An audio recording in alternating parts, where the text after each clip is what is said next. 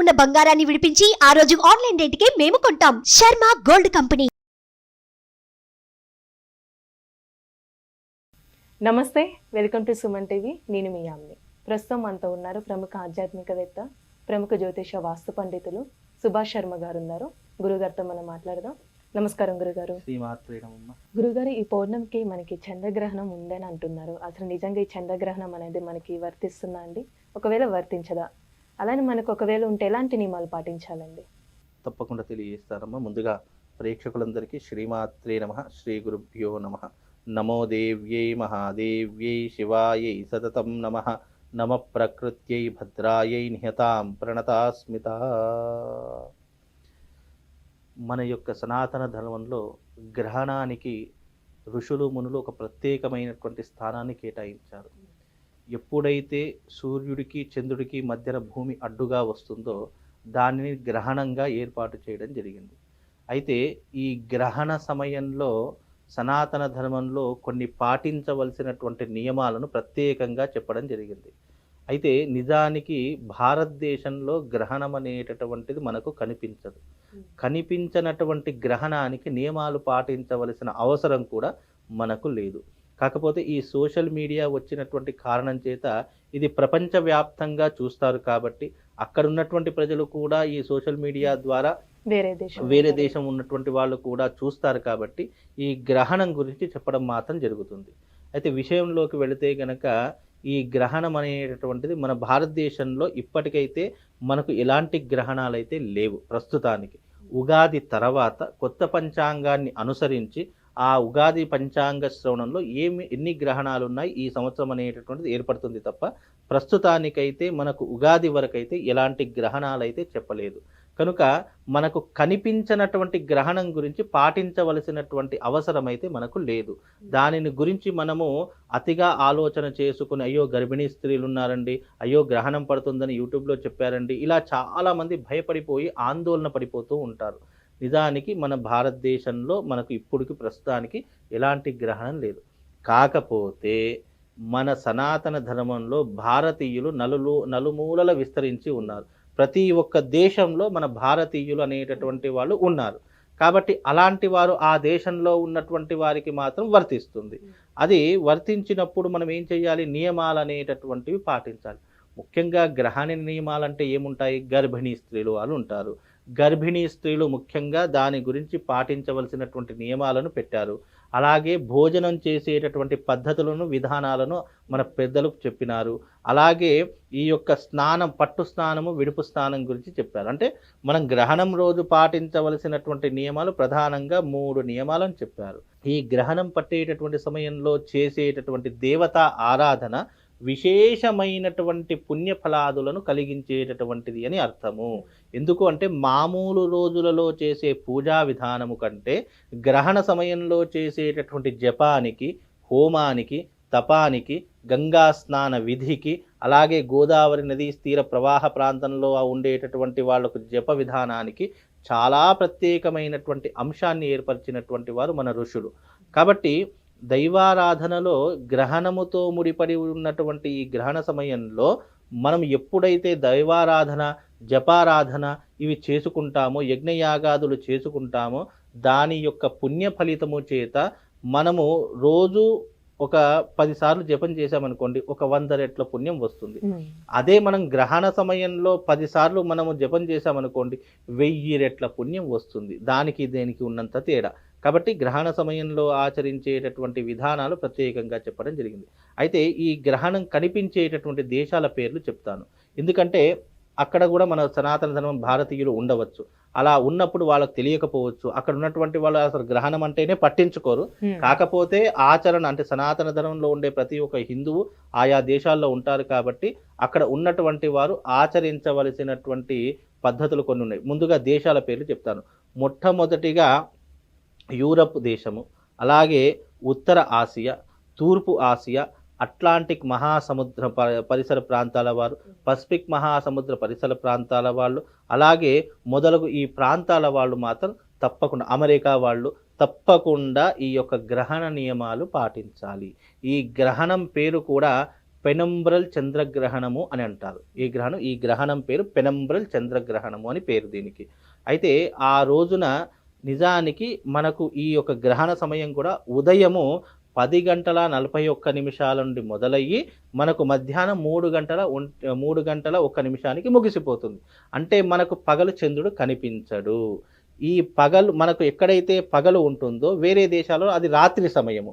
ఆ రాత్రి సమయంలో అంటే అక్కడ చంద్రుడు నిండుగా కనిపిస్తాడు. ఆయా దేశాలలో చంద్రుడు ఉంటాడు కాబట్టి, ఉదయిస్తాడు కాబట్టి, ఎక్కడైతే చంద్రుడు ఉదయించేటటువంటి ఈ దేశాలు ఉన్నాయో అక్కడ ఆ గ్రహణ నియమాలు అనేటటువంటివి పాటించాలి.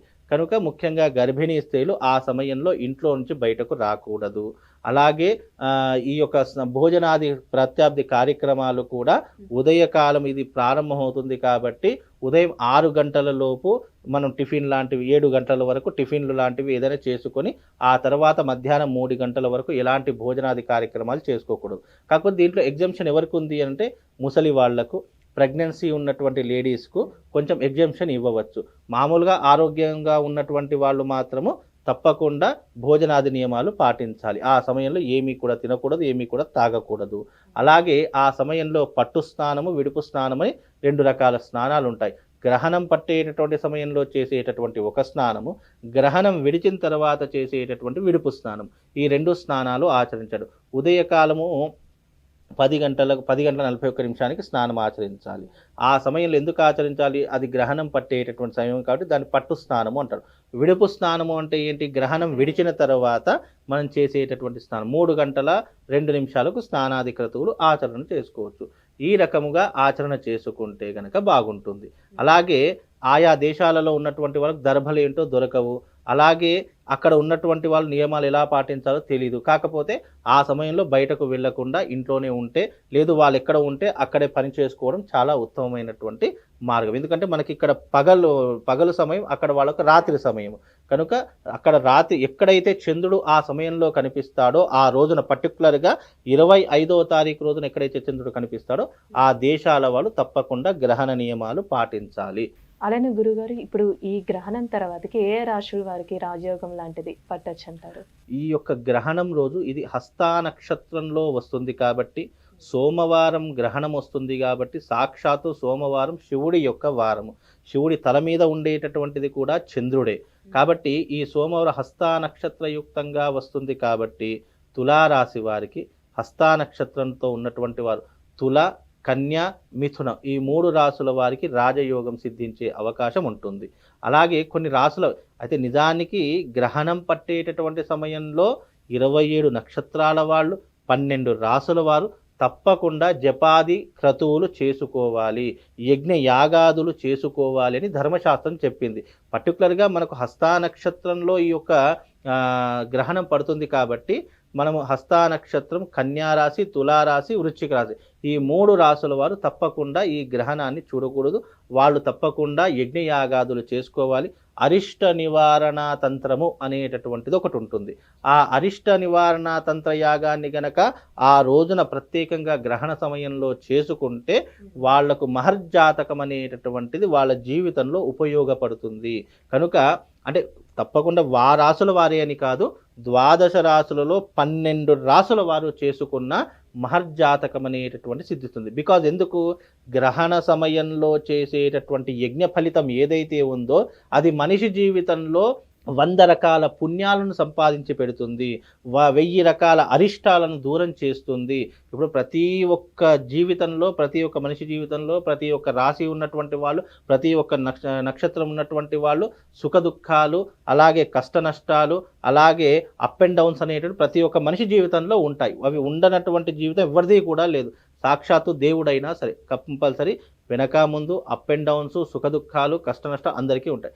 కాబట్టి ఎవరైనా సరే ఈ గ్రహణ సమయంలో ఎందుకు చెప్పారు మన సనాతన ధర్మము అని అంటే గనక, గ్రహణ సమయంలో దేవతల యొక్క శక్తి క్షీణించిపోతుంది కాబట్టి, అది తగ్గిపోతూ ఉంటుంది కాబట్టి, మానవుడి ద్వారా వచ్చేటటువంటి మంత్రశక్తి కానీ, యంత్రశక్తి కానీ, దైవిక శక్తి కానీ, జపము కానీ, హోమము కానీ ఇవి మానవుడు ఆ సమయంలో ఆచరిస్తే గనక ఆ భగవంతుని యొక్క సంపూర్ణమైనటువంటి అనుగ్రహము 100% ఆ సాధకుడికి తప్పకుండా సూక్ష్మ రూపకంగా అతని జీవితంలో వెంటాడుతూ ఉంటుంది. అతని కష్టం వచ్చినప్పుడు అరే గ్రహణ సమయంలో మనం జపం చేశాము, హోమం చేశాము, తపస్సు చేశాము, ఆ సమయంలో చేసినటువంటి పుణ్య ఫలితమే ఈరోజు మనల్ని రక్షించింది అని అప్పుడు ఆ సాధకుడు అంటే చేసినటువంటి వ్యక్తి అర్థం చేసుకుంటాడు. అది ఎప్పుడు పడితే అప్పుడు మనకు కనిపించదు.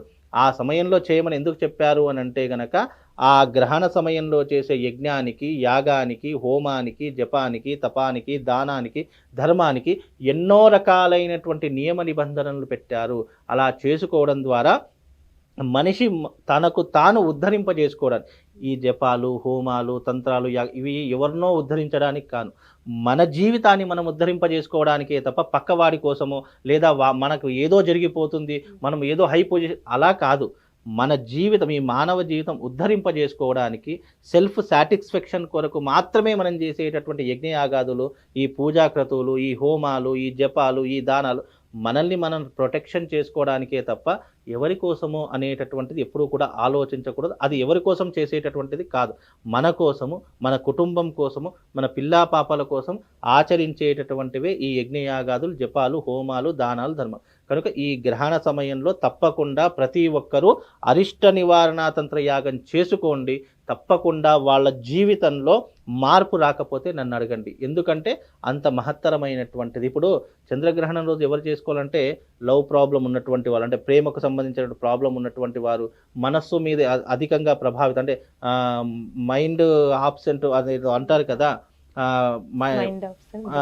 బాజర్ ప్రజెంట్ అంటే అలాంటి వారు ఉన్నప్పుడు ఇలాంటివి ఎక్కువగా, అంటే మనసు మీద ఎక్కువగా ప్రభావితం చేసేటటువంటి వారు, ఆలోచనలు అంటే సక్రమంగా లేనప్పుడు ఇలాంటివి ఉన్నప్పుడు వాళ్ళు చేసుకోవడం ద్వారా ఏమవుతుంది అని అంటే గనక మనస్సు మీద ప్రభావితం చూపించేటటువంటి వాడే చంద్రుడు. అందుకే చంద్రమా మనసో జాతః అని చెప్పడం జరిగింది.